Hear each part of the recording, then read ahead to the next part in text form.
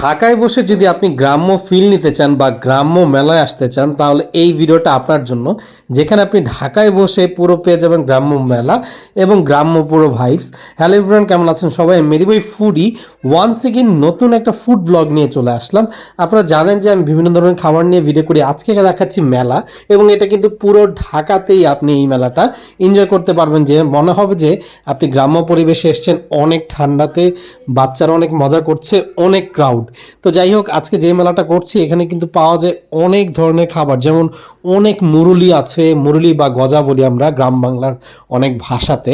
তো এই গজাগুলো আমি একসাথে, এত গজা বা মুরুলি আগে দেখিনি। উপরে সারি সারি সাজানো আছে, বাতাসা আছে, তারপর হচ্ছে এখানে মিষ্টি আছে, কালোজাম আছে, রসগোল্লা আছে, আবার বালিশ মিষ্টিও আছে। বিশাল বিশাল যে মিষ্টিগুলো আছে 1 থেকে 1.5 কেজি পর্যন্ত, এই মিষ্টিগুলোকে বালিশ মিষ্টি বলেই আমরা চিনি, এবং এগুলো খেতে নাকি অনেক মজা। আমরা শুধুমাত্র রসগোল্লা আর কালোজামটাই ট্রাই করেছি। এগুলোর দাম 30 টাকা করে, এবং এখানে আপনি দেখতে পাচ্ছেন অনেক অনেক রকমের মিষ্টি, অনেক অনেক রকমের খাবার আছে। বাচ্চারা ড্রাগনে উঠতে পারে, এই ড্রাগনটা একটা রাইডের মতো। আর এইখানে বিশাল আয়োজন করে চানাচুর মাখা মানুষ খায়। এটা দেখতেও খুবই ভালো লাগে, খেতেও খুবই মজা। আর এটা হচ্ছে আমরা জানি টর্নেডো বা আলু দিয়ে একটা চিপসের মতো বানায় ফ্রাই করে।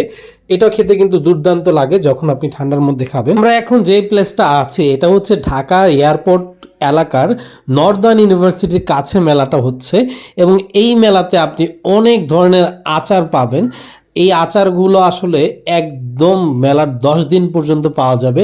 অনেক ধরনের খেলনা আছে, আমার কাছে সবচেয়ে পছন্দের চরকি ভাল লাগে, এবং ওই যে বাঁশি দিয়ে ফু দিয়ে যে বেলুনটা ফুলে ওইটা ভাল লাগে।